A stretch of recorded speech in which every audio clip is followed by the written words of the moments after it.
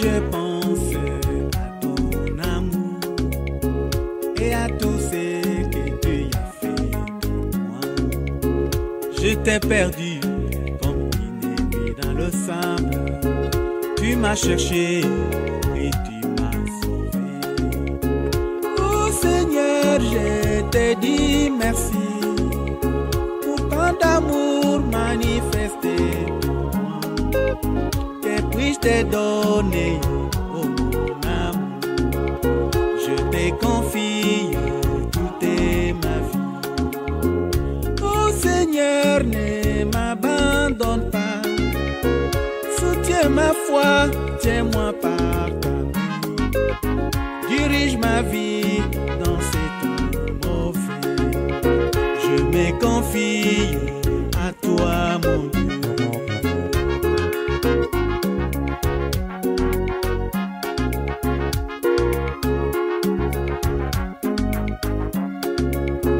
Quand j'ai pensé à ton amour, tu n'as pas compté tous mes péchés.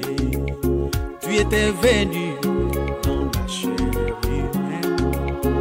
Tu as payé le prix au calvaire. Tu as eu pitié de moi, Seigneur. Tu es venu goûter à mes souffrances. Tu as donné ta vie. Je vous salue, bien-aimés dans le Seigneur. Nous vous bénissons tous et nous vous saluons de tout cœur. Nous vous remercions sincèrement de nous avoir donné l'opportunité de partager ensemble la parole de Dieu.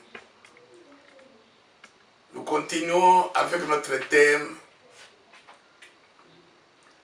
les eaux du prophète Élisée. Nous allons voir aujourd'hui, ce soir, la troisième partie, dont le titre est « Tout est à vous ». Tout est à vous. Tout ce que Dieu a créé est à vous, les chrétiens. Tout est à vous. Nous allons d'abord prier. Père Céleste, Alpha, Oméga, nous nous recommandons entre tes mains pour cette parole, afin que ton Esprit Saint nous parle et parle à ton peuple. Que ton Esprit Saint nous utilise avec une onction particulière pour que ce qui sortira de notre bouche vienne de toi, pour nous édifier, pour nous sauver. Au nom de Jésus-Christ. Amen. Tout est à vous. Bien-aimés, s'il vous plaît, n'oubliez pas de vous abonner à notre chaîne et de partager nos messages avec les autres. Les eaux du prophète Élie. La troisième partie. Comment hériter la vie réelle? Les eaux du prophète Élie. On nous enseigne, on nous montre comment il faut hériter la vie véritable, la vie réelle. Comment entrer dans la vie réelle? Pour y entrer, la troisième partie, tout est à vous. Nous allons lire 2 Rois, chapitre 5, 2 Rois 5, versets 15 à 16. Naaman retourna vers l'homme de Dieu avec toute sa suite. Lorsqu'il fut arrivé, il se présenta devant lui et dit, « Voici, je reconnais qu'il n'y a point de Dieu sur toute la terre, si ce n'est en Israël. Et maintenant accepte, je te prie, un présent de la part de ton serviteur. » Élisée répondit, « L'Éternel, dont je suis le serviteur, est vivant. Je n'accepterai pas. Naaman le pressa d'accepter, mais Élisée refusa.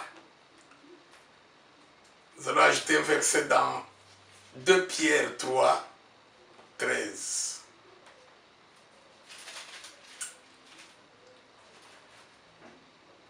Mais nous attendons, selon sa promesse, de nouveaux cieux et une nouvelle terre, où la justice habitera. Amen. Comment entrer, ou comment saisir, ou comment hériter la vie réelle, la vie véritable? Jésus dit, je suis le chemin, la vie et la vérité. Nul ne vient au Père, là aussi, que par moi. Donc, Jésus est le chemin pour saisir cette vie, pour aller à la vie. La vérité, c'est-à-dire Jésus est le chemin pour entrer dans la vie de la vérité, la vie véritable. Et cette vie véritable, Jésus nous dit clairement, il n'est pas sur la terre, il est au Père, auprès du Père. C'est pourquoi il a dit, je m'en vais, que votre cœur ne se trouble point. Croyez en Dieu, croyez en moi. Je vais vous préparer une place là où il y a la vie véritable. Lorsque je vous aurai préparé une place, je reviendrai, je vous prendrai, je vous amène là-bas, afin que là où moi Jésus, je suis, vous aussi vous y soyez avec moi, auprès du Père. Là où il y a la vérité, la vie, la vérité, c'est-à-dire la vie véritable. Je suis le chemin. Quand tu crois en Jésus, l'évangile, dans la parole de Dieu, tu es dans le chemin. Le chemin pour aller à la vérité. Ou pour aller à la vie. La vie de la vérité. La vraie vie. Quand nous serons au ciel, après notre passage, pèlerinage sur la terre, la Bible dit, nous saurons comment il nous a été créé. Nous serons tels qu'il est. Donc toi et moi, si nous avons la grâce de saisir la vie réelle, nous serons des dieux, comme Dieu. Et tout ce que Dieu a créé, pour toi, pour moi, alléluia. Maintenant, nous sommes encore sur la terre, dans ce corps de chair, ce corps périssable, cette terre passagère, cette terre maudite où, n'oubliez pas, dans le jardin d'Éden, quand il nous a chassés, il a dit, allez, cultivez la terre. À cause de ce que tu as fait, le sol a été maudit. Le sol est maudit. J'ai maudit le sol à cause de toi. Bien-aimés dans le Seigneur, nous avons crié en Jésus-Christ. Nous sommes bénis et non maudits par la foi en Jésus-Christ. Mais ce sol, cette terre passagère et maudite sera détruite. Voilà pourquoi nous avons lu, je vais vous donner le sujet d'aujourd'hui. Voilà pourquoi nous avons lu dans 2 Pierre 3. On nous a dit 2 Pierre 3, 21. 2 Pierre 3, 13. Nous attendons, nous les chrétiens, c'est Pierre qui dit à l'église, nous attendons selon sa promesse, la promesse de Dieu, des nouveaux cieux et une nouvelle terre. Peut-être on t'a enseigné jamais ça, on ne t'a jamais enseigné ça. Nous attendons, selon la promesse de Dieu, des nouveaux cieux et une nouvelle terre. Dans cette terre, et moi, il n'y a pas de vie ici, il n'y a que la mort. Ces cieux que nous voyons, les galaxies, tout sera détruit, roulé comme un manteau. Dieu nous a promis des nouveaux cieux et une nouvelle terre, alléluia, où la justice et la paix de Dieu habiteront. Il n'y aura jamais de justice sur cette terre. Il n'y aura jamais de paix sur cette terre. Parce que la mort est là. Où est la paix? Maintenant, Dieu créera de nouveaux cieux pour toi, pour moi. Une nouvelle terre pour toi, pour moi. Où il y aura tout, comme dans le paradis. Tout. Les lions, tu joues avec les lions. Aujourd'hui, quand tu touches un lion, il ne te mange pas, c'est un miracle. Mais nous vivrons ce que nous appelons miracle sur la terre. C'est la vie normale, la vie ordinaire qui t'attend, qui m'attend, la vie réelle. Alléluia. Maintenant, nous allons voir comment y entrer. Élisée. Vous connaissez l'histoire de Naaman le Syrien, qui était lépreux. On l'a envoyé, il est venu pour être guéri. Nous allons rapidement, vous connaissez l'histoire. Quand il est arrivé pour voir Élisée, Naaman avait amené l'argent, l'or, beaucoup de richesses. Il n'a pas offert ça à Élisée, non, il a gardé. Lui voulait d'abord voir le miracle, le prodige. Il croyait que l'évangile, c'est quelque chose qu'il faut vendre. Quand il a été guéri, il vient maintenant avec les richesses. Il dit, prophète, je suis guéri. Accepte maintenant un présent, les cadeaux. Élisée a dit non, non, non. Dieu a dit, vous avez reçu gratuitement, donnez gratuitement. Quand tu es venu, tu ne m'as pas donné ça. Pourquoi maintenant tu me donnes après, quand tu as vu que tu es guéri? Il a dit, garde ton argent, garde. Même si, or, Élisée n'a pas d'argent. Élisée n'a pas l'or. Élisée n'a même pas une maison où dormir. Il faut que quelqu'un d'autre le loge. Élisée a dit, non, non. Je ne sortirai pas de la parole de Dieu. Tout ça, je sais que j'aurai ça. C'est pour moi. C'est pour nous. Tout est pour moi. Je suis un fils, un enfant de la promesse. Alléluia. Je suis un héritier. L'héritier ne convoite pas parce qu'il sait que tout lui appartient. Un jour, quand la promesse s'accomplira, il va tout hériter. Et Élisée a refusé. Naaman a insisté, Élisée a refusé. Et Élisée a insisté, excusez-moi, Naaman a insisté pour que Élisée prenne l'argent, accepte le présent. Le prophète a refusé. Naaman est rentré. Maintenant, il y avait Géasi, le serviteur d'Élisée. Lui n'était pas un enfant de la promesse. Lui n'était pas un héritier. C'était un esclave, mais dans la maison du Père. Dans la maison du Père, nous parlons ce soir, il y a deux personnes. L'enfant, le fils du Père, l'héritier. Et il y a un esclave qui travaille là-bas. Tu es chrétien. Tu pries Jésus. Tu invoques le nom de Jésus, bien-aimé. Et tu es fils, enfant de la promesse, héritier, ou tu es esclave. Et tu es Isaac, ou tu es Ismaël. Tu le sauras ce soir. Géasi, lui, quand il a pris, il a dit, nous avons faim, nous n'avons pas d'argent, nous les serviteurs de Dieu, nous faisons les miracles, tout ça. Et puis il laisse l'argent comme ça rentrer. Il a poursuivi Naaman. Il est allé mentir, flatter. Il a pris l'argent. Et Dieu lui a frappé, l'a frappé de la lèpre. Quel est le message ici, bien-aimé dans le Seigneur? Élisée, malgré le fait qu'il n'avait pas d'argent, il est resté dans la maison du Père, dans la parole de Dieu, dans la crainte de Dieu. Il n'a pas convoité, il n'a pas ravi, il n'a pas volé, il ne s'est pas prostitué, il n'a pas vendu l'évangile. Pourquoi? Parce qu'il savait très bien qu'il était héritier, qu'il était enfant de la promesse. Quand le moment d'hériter arrivera, l'accomplissement de la promesse arrivera, quand il va quitter ce corps, cette terre, il deviendra comme Dieu, tout lui appartiendra. Voilà pourquoi, quand il a quitté ce corps, il est mort. Ses os donnent la vie à quelqu'un, ressuscite quelqu'un. Pour nous montrer que Élisée est mort dans la foi. Là où il est allé, il avait Dieu.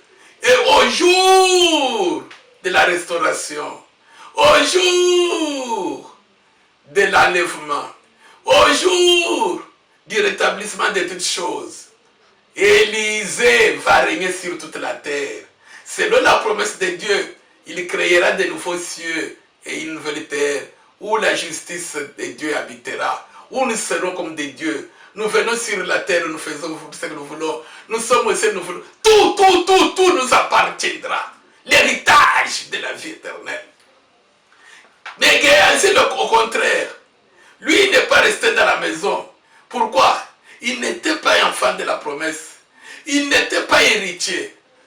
La troisième partie, celui qui va hériter la vie réelle, c'est l'héritier. Comment tu peux hériter si tu n'es pas héritier? Celui qui va hériter la vie réelle, c'est l'enfant de la promesse. C'est celui-là qui demeure. Comment sauras-tu, toi, chrétien, que tu es enfant de la promesse?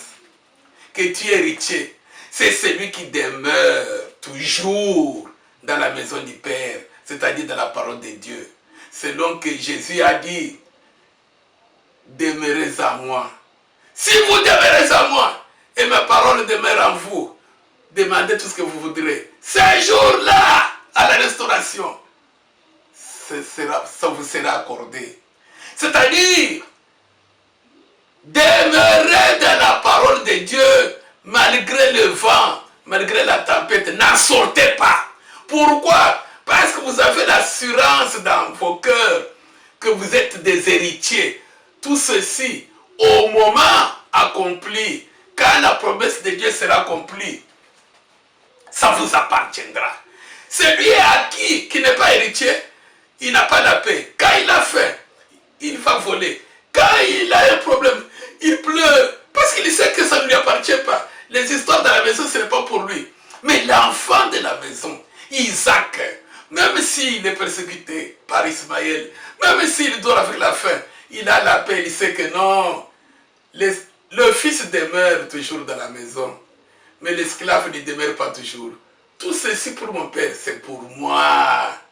Au moment opportun, au moment que Dieu a fixé, ça m'appartiendra. Je veux demeurer dans la parole de Dieu, malgré le vent, malgré la tempête. Maintenant, tu peux te juger, mon frère, ma soeur. Nous allons lire maintenant ce message là-bas, dans Jean 8. Jean 8, 34-35. Jean 8. En vérité, je vous le dis, leur répliqua Jésus, quiconque se livre au péché est esclave du péché. Or, l'esclave ne demeure pas toujours dans la maison, mais le Fils, lui, il y demeure toujours.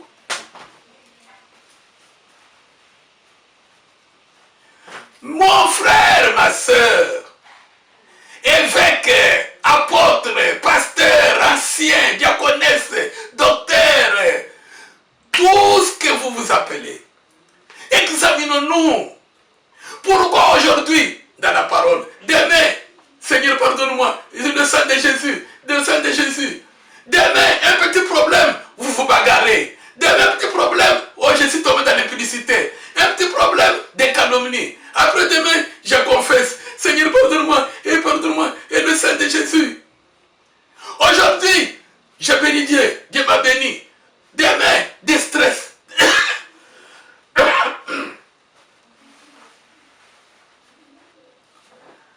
Parce que nous sommes des esclaves et non des fils. Et non les enfants de la promesse. Nous n'allons pas hériter. Nous n'allons pas hériter. Nous ne sommes pas des héritiers. L'héritier, lui, il demeure toujours. Parce qu'il a la garantie que si aujourd'hui il n'a pas mangé, mais toutes ces histoires appartiennent à son père, c'est pour lui. Son père fera en sorte qu'il ne meure pas de faim jusqu'au moment de l'héritage. Il va demeurer toujours dans la parole de Dieu. Il n'en sort pas, malgré toutes les souffrances. Donc, tu sauras que tu es enfant de la promesse si tu es patient dans l'affliction, si tu supportes les souffrances. Et regardez aujourd'hui, c'est parmi nous les chrétiens où on trouve les high blood pressure, hypertension, sugar, toutes les maladies qui viennent de stress. C'est parmi ceux qui invoquent le nom de Jésus. Les complaintes, même dans des églises, des séminaires, des enseignements, c'est soucis, aux souffrances de la terre.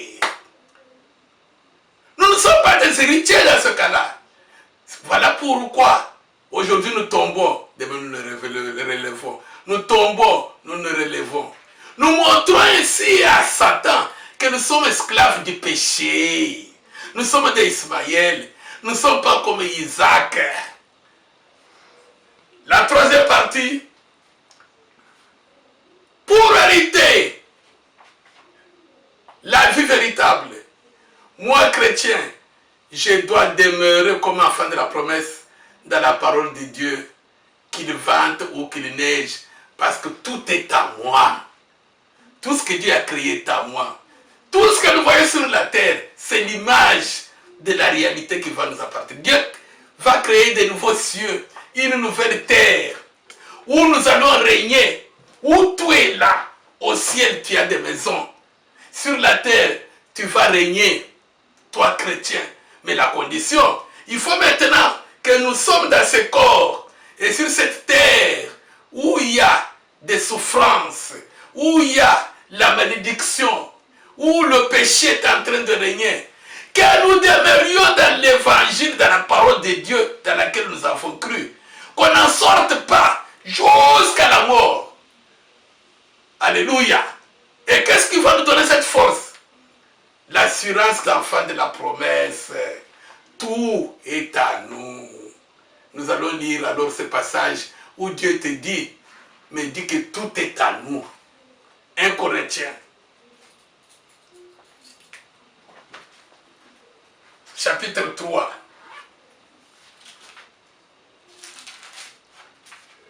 Verset 21 à 23. Pour hériter la vie véritable, je dois demeurer dans la parole de Dieu, toujours y demeurer, parce que je suis enfant de la promesse, jusqu'au moment de l'héritage. Comme je suis héritier, j'attends le temps de l'héritage. Quand Christ viendra me prendre, c'est pourquoi la Bible dit, soyez donc patients jusqu'à l'avènement du Seigneur. Je dois rester patient dans l'affliction, dans ce monde. Quand il y a une tribulation qui m'arrive, je ne dois pas sortir de la maison du Père, c'est-à-dire de la parole de Dieu, parce que je suis héritier. Alléluia.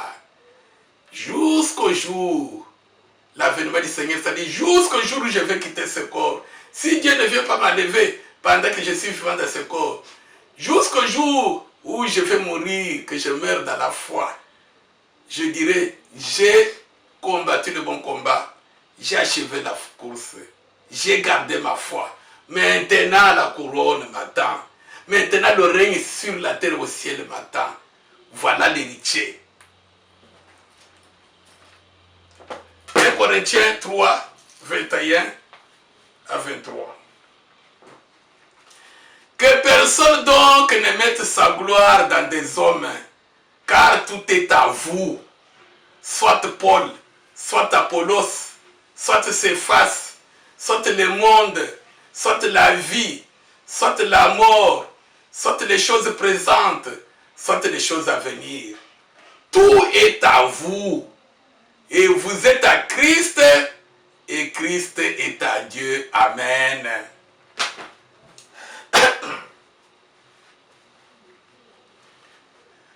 Frères et sœurs en Christ, ne mettons pas notre gloire dans des hommes. Ne mettons pas notre gloire dans des richesses du monde. Ne mettons pas notre gloire dans la santé du corps. Tout ça, c'est... Et les maisons, et les richesses, et les hommes, et les anges, et les choses présentes, et les choses à venir. Tout est à vous, tout est à nous. Nous sommes des héritiers. Patientons quand l'affliction nous arrive. Patientons jusqu'à l'avènement du Seigneur, selon Jacques chapitre 5. Patientons jusqu'à la mort physique, ce n'est pas la vraie mort. Patientons jusqu'à l'enlèvement. C'est alors que nous allons régner sur tout, avec de nouveaux cieux et une nouvelle terre. Pourquoi? Parce que nous sommes des héritiers. Isaac savait que tout était à lui. Mais Ismaël, même s'il était là, Même s'il le persécutait, un jour, il devait partir. Nous sommes des héritiers. Demeurons dans cette parole de la promesse. Alléluia. Ainsi donc, vous voyez Élisée. Élisée n'a pas prostitué, n'a pas vendu l'évangile. Et regardons maintenant ce qui se passe aujourd'hui. Et regardez ce que nous faisons dans des assemblées, dans des églises. Et regardez comment nous sommes en train de nous tuer, de sortir de la parole de Dieu. On se bagarre, on se trahit, on s'empoisonne, même pour prêcher ici, même pour l'argent. Un petit problème argent. On ne se réunit plus pour louer Dieu. On ne se réunit plus pour écouter la parole de Dieu. On se réunit, il y a toujours des corbeilles devant. Comme si on a donné l'argent. Oh, ça c'est pour les offrandes. Ça c'est pour les dîmes. Ça c'est pour les enfants et guests. Ça c'est pour, c'est pas acheter la parcelle. Ça c'est pour faire ceci, cela. Bien aimé, bien aimé, bien aimé. Bien aimé. Nous sommes des héritiers ou bien nous sommes des esclaves. Nous sommes les enfants de la promesse ou bien nous sommes Ismaël. Voilà qu'aujourd'hui, pourquoi il y a des divorces, pourquoi il y a des trahisons, pourquoi il y a parmi les chrétiens. Quand les chrétiens se réunissent, nous nous réunissons, c'est pour commencer à nous critiquer. Celui-là, regardez seulement l'avarice parmi nous les chrétiens. L'avarice. Et regardez la haine. Il n'y a pas d'amour pour s'entraider. Tout ça pourquoi? Quelqu'un voit que c'est ça la vie. Il n'est pas héritier. Lui, il faut qu'il profite. Ismaël profitait parce qu'il savait qu'un jour il allait être chassé. Mais Isaac, lui, comme Élisée, alléluia, il attendait le nouveau ciel et une nouvelle terre. Et c'est ce qui a fait qu'il demeurait toujours dans la parole de Dieu. Nous allons lire le dernier passage, mais je crois le Saint-Esprit vous fera comprendre la troisième partie. Tout est à vous. C'est-à-dire, moi, chrétien, tout ce que je vois avec les yeux de la chair, c'est passager. Mais c'est l'image de tout ce que Dieu a préparé pour moi. Tout est à moi. Je ne peux pas voler. Je ne peux pas me prostituer. Je ne peux pas haïr. Je ne peux pas avoir de stress. Je ne peux pas tomber malade avec l'hypertension à cause des stress pour les histoires de ce monde. Parce que je sais que tout est à moi. Je suis un héritier. Tout ceci passera. Dieu va renouveler toutes choses pour moi. Tout est pour moi. Les mariages, les maisons, les voyages, avec les chars de feu, avec les anges, qui sont des serviteurs pour moi. Tout est pour moi. Ainsi donc, je demeure dans la maison du Père jusqu'à la fin, jusqu'à l'héritage. Celui qui va hériter, c'est l'héritier. L'héritier demeure toujours dans la parole de Dieu. Il n'en sort pas. Nous lisons rapidement le dernier passage du jour. D'ailleurs, Galates chapitre 4. Je vous en ai déjà parlé ici. Galates 4.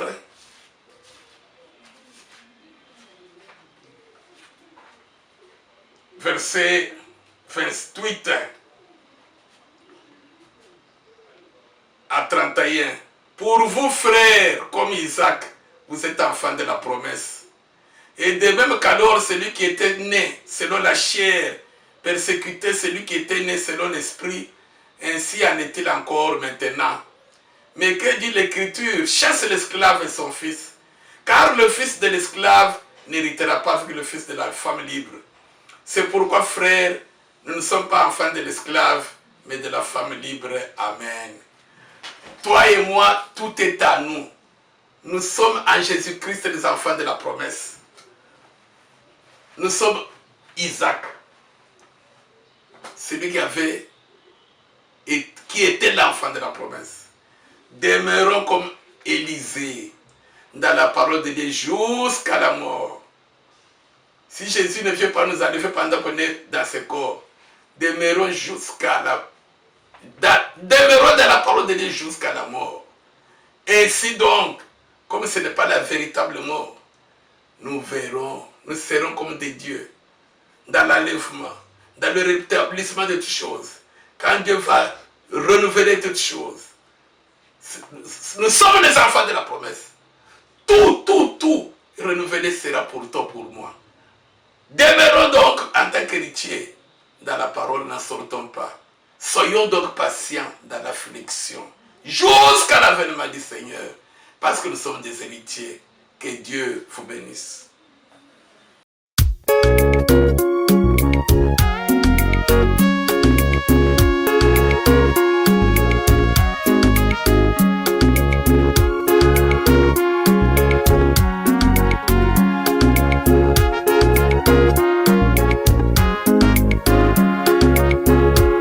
Je pense à ton amour et à tout ce que tu as fait pour moi. Je t'ai perdu comme une nuit dans le sable. Tu m'as cherché et tu m'as sauvé. Oh Seigneur, je te dis merci pour tant d'amour manifesté pour moi. Que puis-je te donner, oh mon amour? Je te confie toute ma vie. Oh Seigneur, ne m'abandonne pas. Soutiens ma foi, tiens-moi par ta main. Dirige ma vie dans ces temps mauvais. Je me confie à toi, mon Dieu.